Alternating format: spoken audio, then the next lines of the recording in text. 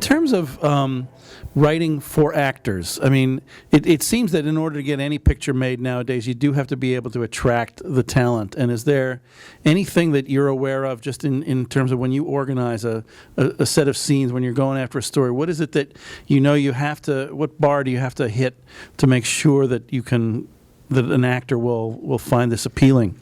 I don't know that you can approach the writing of something as bait for an actor, other than, for me, I mean, everybody's different, but for me, I don't think of actors when I'm writing.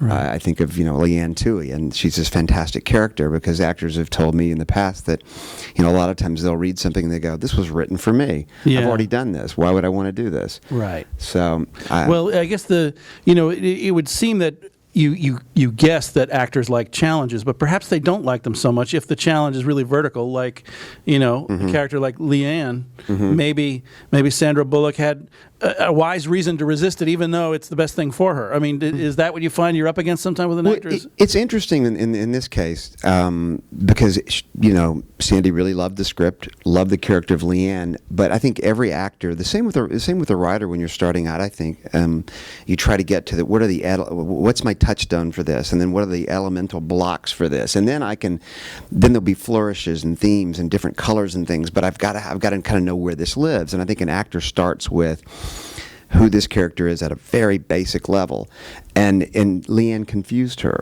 And the reason she confused her, because she said, I'm going to ask you questions. She goes, I love this character, but I'm having trouble knowing where she lives. So I'm going to ask you questions about Leanne in reality, and you answer them. And I said, fair enough. And she would ask a question, I don't know, so Leanne, being a Southern Christian woman and very proud of her faith, she, of course, doesn't drink. I go, oh, boy, there's no one more fun to drink with than Leanne Toohey. It's like, what?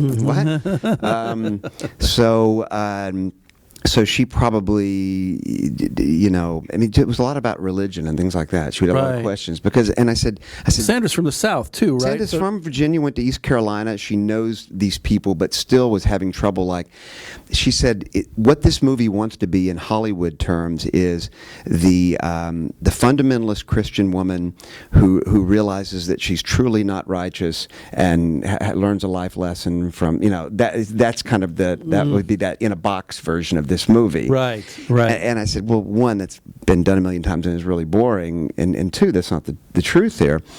And I said, you've just got to meet her. You've just got to meet her. And she's asked about she really carries a gun. I go, yeah, absolutely. I said, and she would put a third hole right there if you crossed her. I mean, she learned to shoot when she was 7. And her dad was a marshal. I said, and so all these things came at her, and she said, well, I've never met someone of faith that I felt truly walked the talk. And I said, Leanne is not a lot of talk, but she's a lot of walking. And I said, so you got to meet her. And she met her, and she came away, and she said, she terrifies me.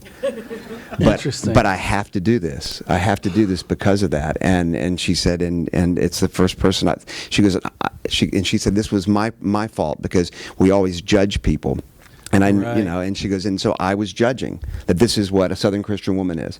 And I said, Hollywood falls prey to stereotypes, whether it's New York City cabbies or Southern Christian women or whatever, all the time. Right. And it's just lazy writing and lazy directing just to go down that path because we've seen it in other movies.